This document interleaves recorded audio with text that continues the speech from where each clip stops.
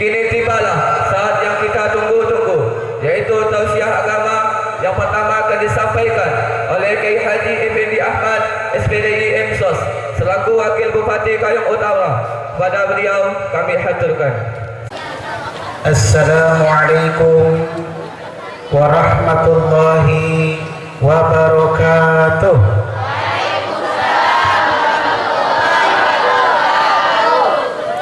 Apa kabar ibu-ibu? Sehat? Sudah makan? Bapak-bapak sehat? Kenapa saya menerima tawaran dari Ustadz Rizki hadir ke Sukabangun ini? Karena saya yakin di Sukabangun ini banyak keluarga-keluarga saya yang berasal dari Kayong Utara. Betul tidak? Innal hamdalillah nahmaduhu wa nasta'inuhu wa nastaghfiruh wa na'udzu billahi min syururi anfusina wa min sayyiati a'malina may yahdihillahu fala mudhillalah wa may yudlilhu fala hadiyalah. Asyhadu an la ilaha illallah wahdahu la syarikalah wa asyhadu anna Muhammadan abduhu wa rasuluh. Allahumma salli wa sallim wa barik ala sayyidina Muhammadin wa ala alihi wa sahbihi ajma'in. Amma ba'du fa ya ibadallah ittaqullaha haqqa tuqatih wa la tamutunna illa wa antum muslimun. Yang kita ta'zimi, kita muliakan, dan semoga dimuliakan oleh Allah Subhanahu wa ta'ala, para alim, para ulama, para habaib hadir di tengah-tengah kita, zuriat baginda Rasulullah Muhammad sallallahu alaihi wasallam, Al-Habib Hasan bin Salim Asgaf, Al-Habib Ilyas bin Yusuf Al-Qadri, dan para habaib-habaib yang lainnya yang tak dapat saya sebutkan satu persatu. Kemudian pengasuh pondok pesantren Darun Najah Amin Ustadz Ahmad Said, kemudian pembina pondok pesantren Darun Najah Amin Ustadz Rizki Affan Nur, dan seluruh tokoh agama, tokoh masyarakat, tokoh pemuda, tokoh adat, bapak-bapak, ibu-ibu, hadirin dan hadirat yang dimuliakan Allah Subhanahu wa ta'ala. Tadi saya lupa Ustadz muda kita, siapa namanya? Muhammad Bilal. Muhammad Bilal, subhanallah.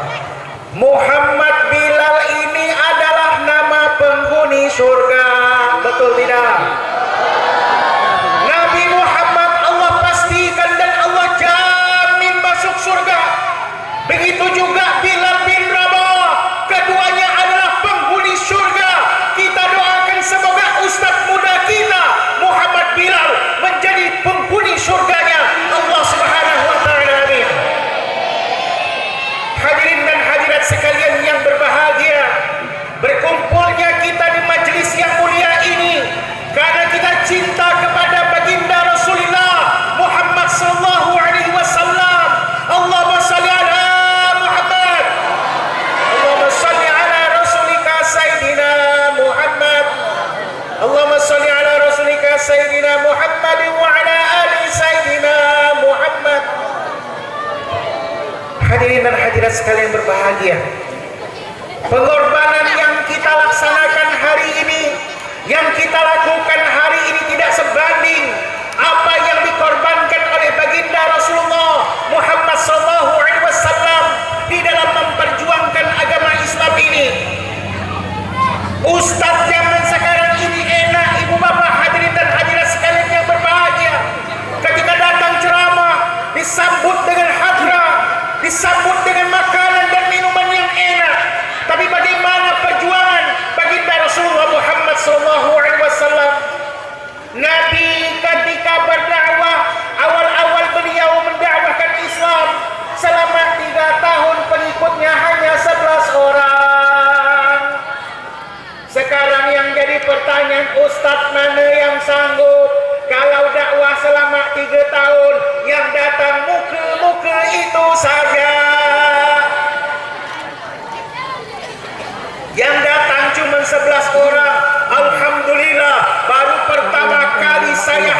sini, ini kalau dihitung dengan biji matanya lebih 100.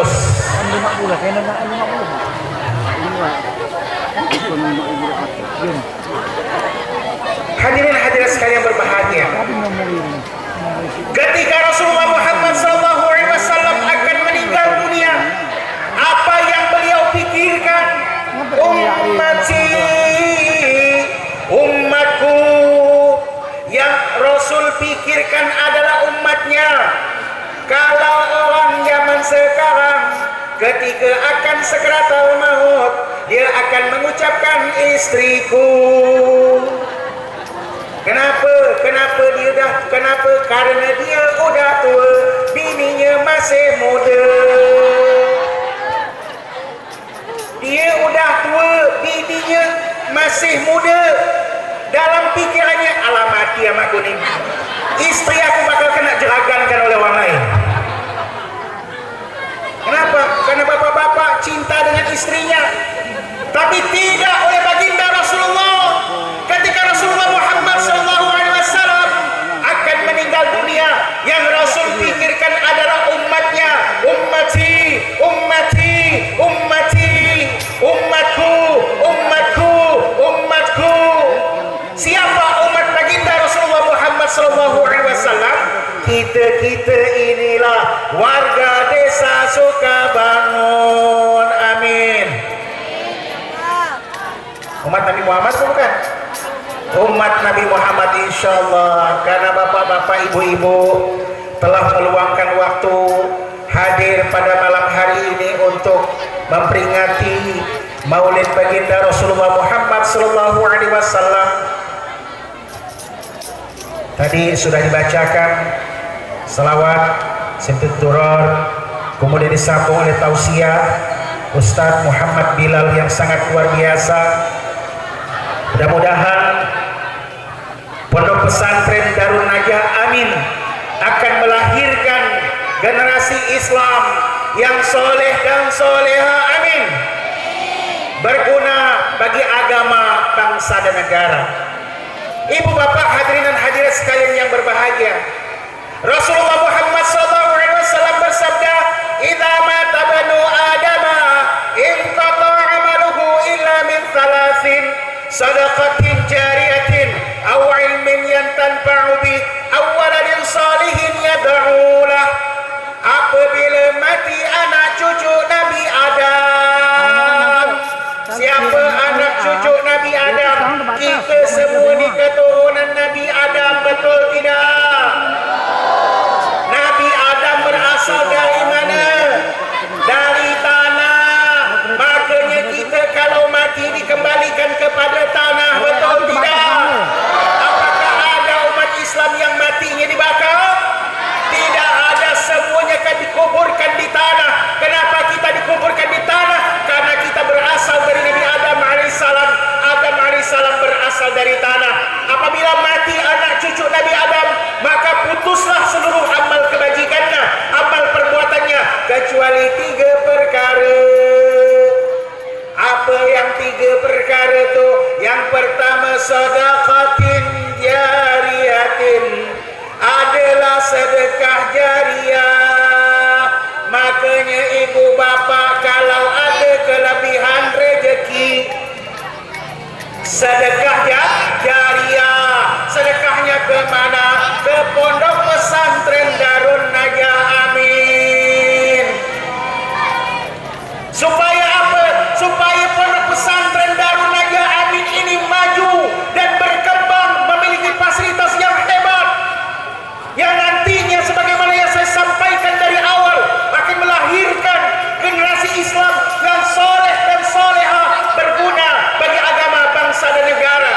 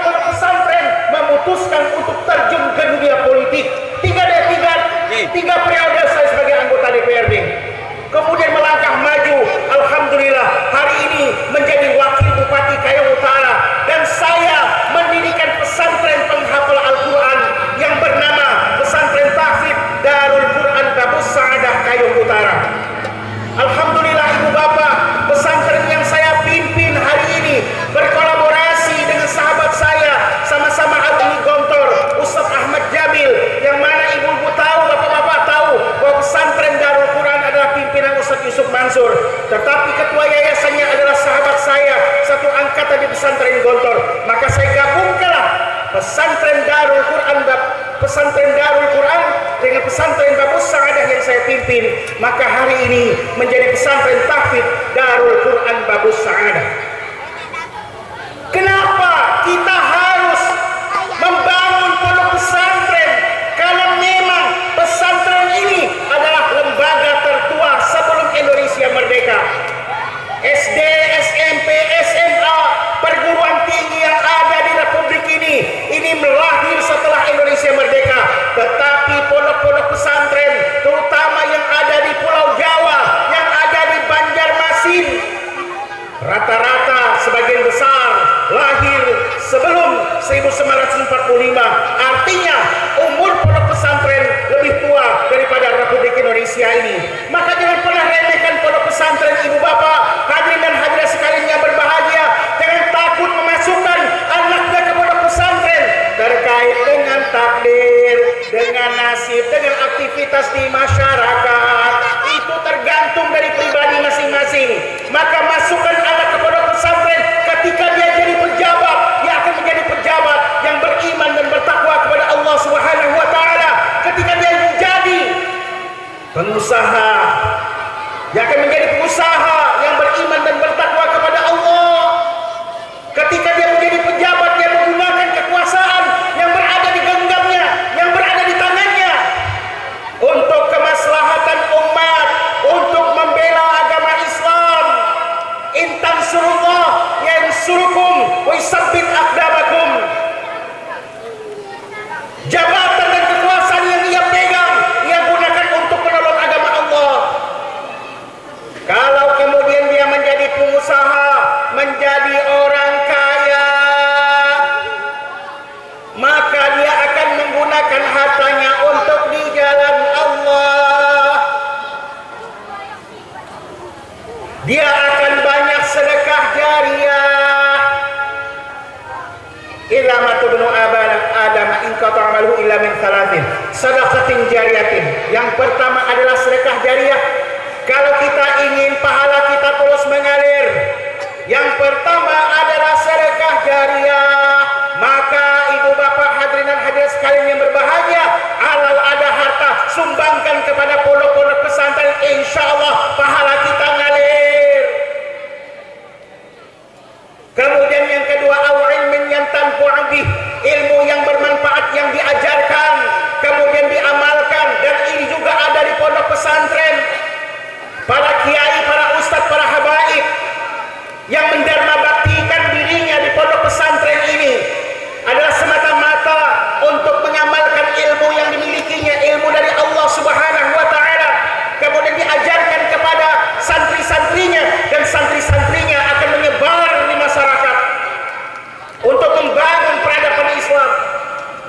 Bisa kita bayangkan pada masa yang akan datang, ketika kita memiliki generasi Islam tapi tidak ada satupun yang bisa mengerjakan jenazah, mau jadi apa gitu? Betul lah. Semua sibuk main HP ketika ada orang meninggal.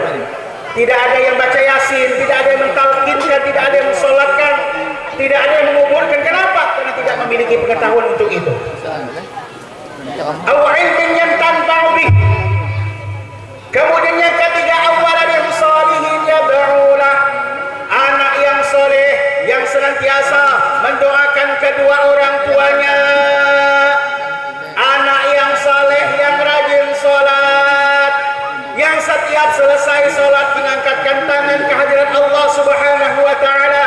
Allahumma ighfirli dhunubi wa liwalidayya warhamhuma kama rabbayani shaghira wa li jami'il muslimina wal muslimat wal mu'minina wal mu'minat al ahya'i minhum wal amwat.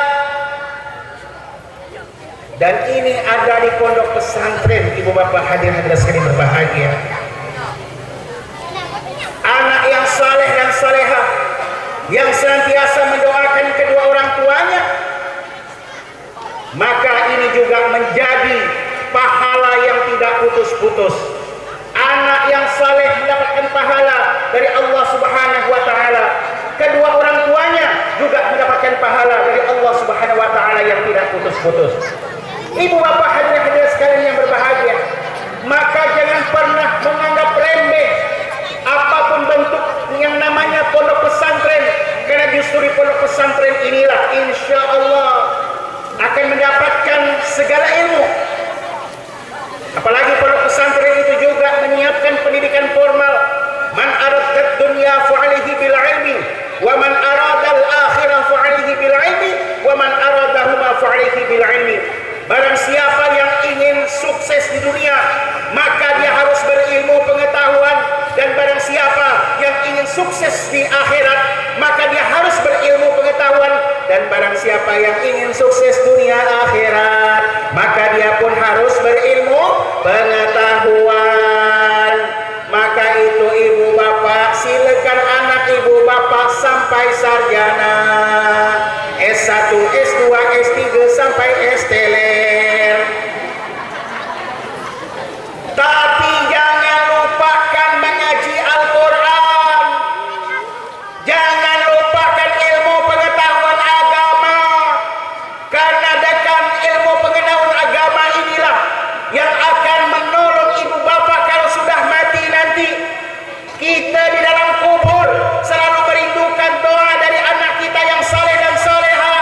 Jangan sampai ketika kita mati meninggalkan dunia ini, anak kita hanya mentahlilkan kita 3 hari, 7 hari, 2 kali 7, 25, 40, 100 ribu. Selesai itu dia lupa dengan orang tuanya. Sekali-sekali waktu lebah haji, lebah Idul Fitri datang ke kubur, ke makam emak apaknya sambil selfie. Mudah-mudahan apak dan emak tenang di sana katanya. Anak celaka.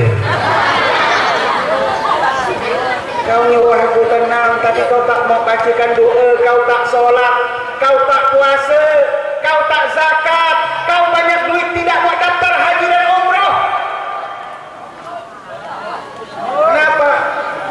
Karena selama dia kecil, ibu-ibu tidak pernah, bapak-bapak tidak pernah memasukkan anak ke taman pendidikan Al-Quran, tidak pernah memasukkan anaknya ke madrasah diniyah, tidak pernah menyuruh anaknya ngaji, tidak pernah menyuruh anaknya sholat berjamaah ke masjid. Akibatnya kita tanggung sendiri.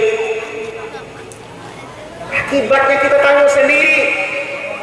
Bahkan kadang-kadang balasan dari Allah Subhanahu wa Ta'ala itu ketika kita masih hidup di dunia, kita punya anak 4, satunya anggota dewan, satunya pejabat eksekutif, satunya pejabat yudikatif, satunya pengusaha. Ketika kita menjelang sakratal maut, datanglah keluarga memberitahu anak kita masing-masing sibuk dengan tugasnya.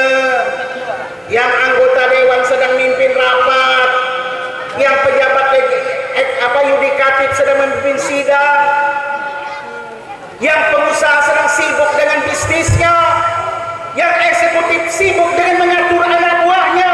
Kapan anak-anak kita datang ke kita sambil membisikkan ke telinga kita, asyhadu an la ilaha illallah wa asyhadu anna muhammadar rasulullah, la ilaha illallah muhammadur rasulullah, membisikkan kepada telinga kita sebagai orang tuanya, menghantarkan kepergian kita di muka bumi ini.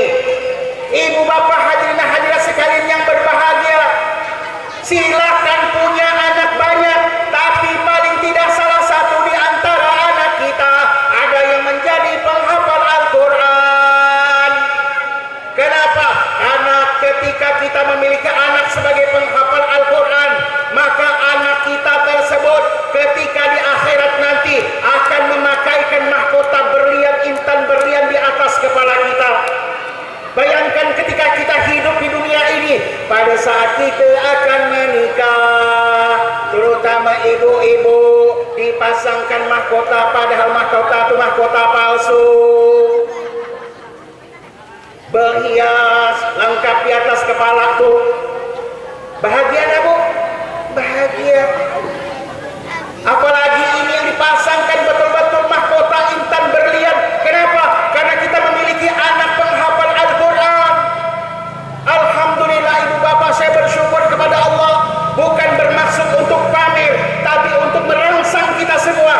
anak saya yang tua sudah hafal Al-Quran 30 juz.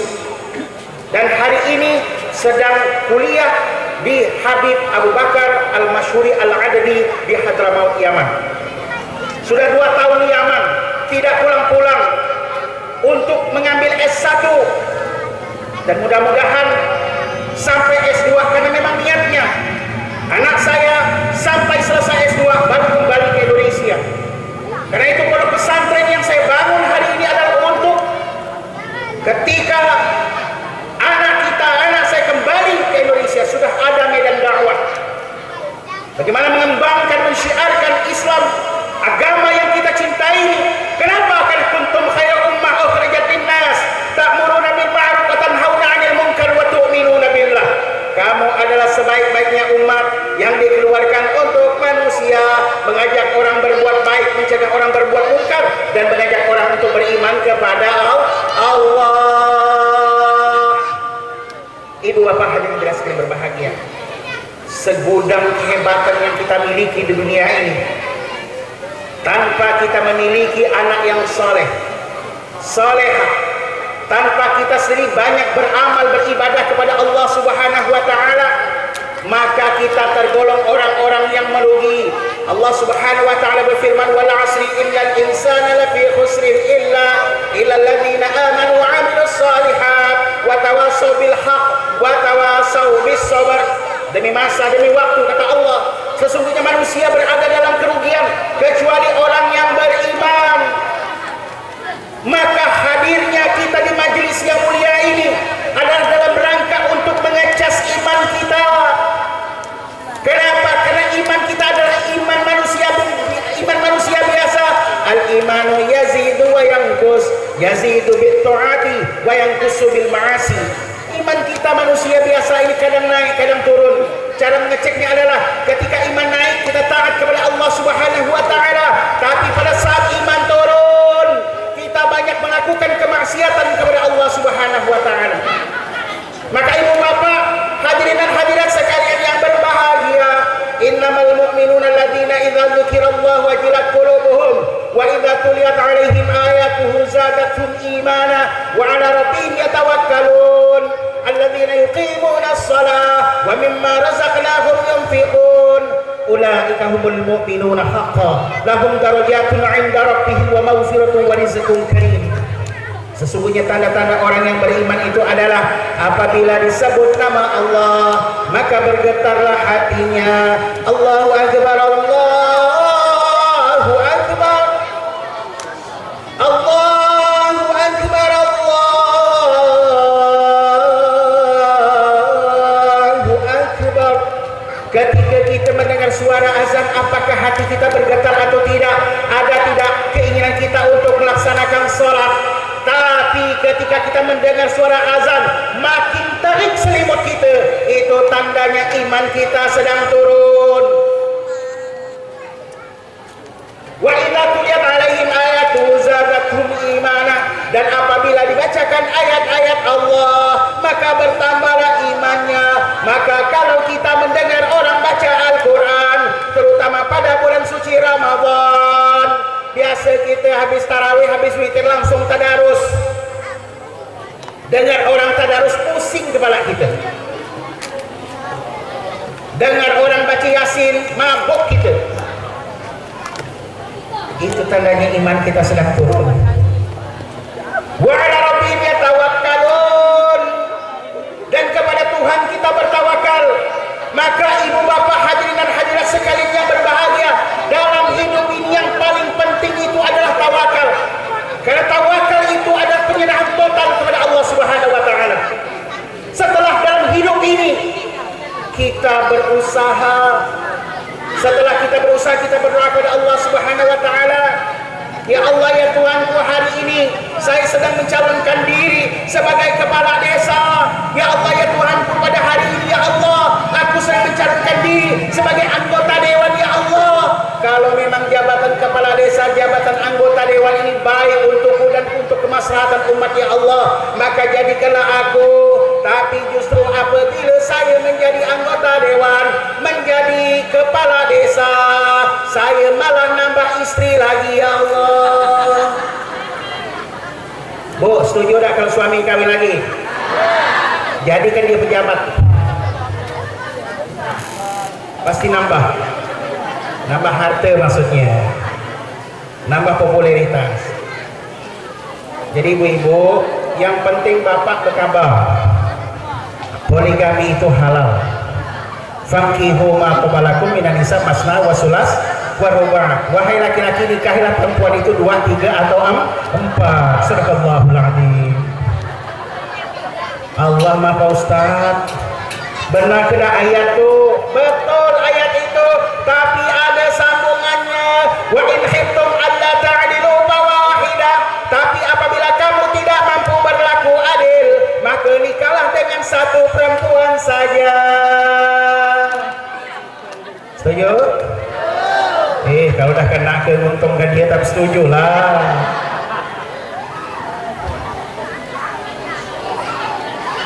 Wa ala rabbihim yatawakkalun. Karena antara usaha dan doa itu harus beriringan. Usaha tanpa doa itu sama dengan sombong. Doa tanpa usaha itu sama dengan bohong. Ya Allah, ya Tuhanku, aku minta padi yang banyak, aku minta beras yang banyak, tapi kita tidak beladang. Mana mau dapat padi, betul tidak? Maka ya Allah, ya Tuhanku, aku minta beras padi yang banyak, tapi kita juga sibuk beladang. Insya Allah berkat kita beladang, berkat kita berdoa kepada Allah Subhanahu wa taala, insya Allah kita akan dapat padi banyak. Wa ala rabbihim yatawakkalun.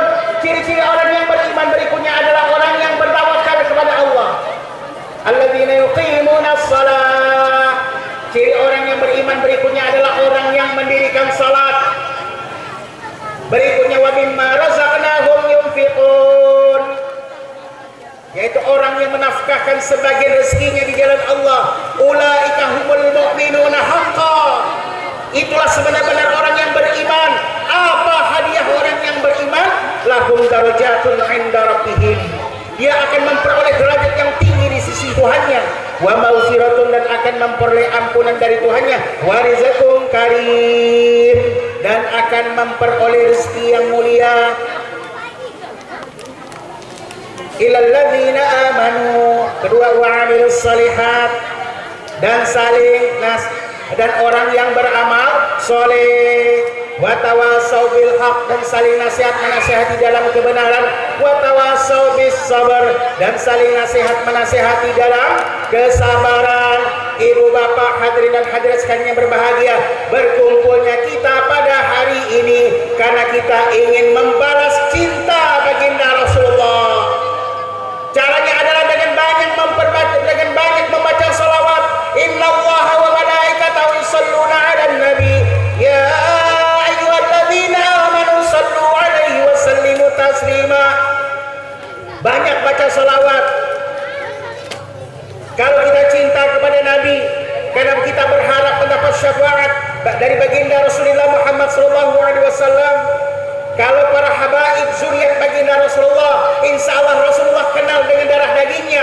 Tapi bagi kita yang bukan zuriat baginda Rasulullah, agar Rasulullah kenal kepada kita, maka kita harus banyak membaca salawat kepada Nabi, agar pada hari kiamat nanti di padang mahsyar, ya Rasulullah, bantu saya ya Rasulullah, maka Rasulullah akan memberikan syafaatnya kepada kita. Kenapa? Karena selama hidup di dunia kita banyak bersalawat kepada baginda Rasulullah Muhammad sallallahu alaihi wasallam. Kemudian berikutnya kita harus meniru akhlak baginda Rasulullah. Laqad kana lakum fi Rasulillahi uswatun hasanah. Sungguh pada diri Rasulullah terdapat contoh dan suri tauladan yang baik. Maka lengkaplah pada diri Rasulullah. Apakah beliau sebagai pemimpin rumah tangga? Apakah beliau sebagai pemimpin bangsa dan negara? Apakah beliau sebagai pemimpin agama? Dan ini dapat dipelajari pada sirah An-Nabawiyah, bagaimana Rasulullah Muhammad SAW mengelola pemerintahan, mengelola rumah tangganya, dan memimpin umatnya. Hadirin hadirat sekalian berbahagia, karena masih ada penceramah lain lagi, yaitu yang mulia Habib Hasan bin Salim Assegaf, dan kita tentu akan mendengarkan tausiah langsung dari zuriat baginda Rasulullah Muhammad SAW. Saya Al-Fakir Effendi Ahmad, Wakil Bupati Kayu Utara, yang jauh-jauh datang memohon ampun dan maaf apabila dalam hal-hal yang saya sampaikan ini, tausiah yang saya sampaikan ini, terdapat hal-hal yang kurang berkenan di hati ibu bapak hadirin-hadirat sekalian yang berbahagia. Terima kasih. Wallahu muwaffiq ila aqwamit thoriq. Billahi taufiq wal hidayah. Wassalamualaikum warahmatullahi wabarakatuh.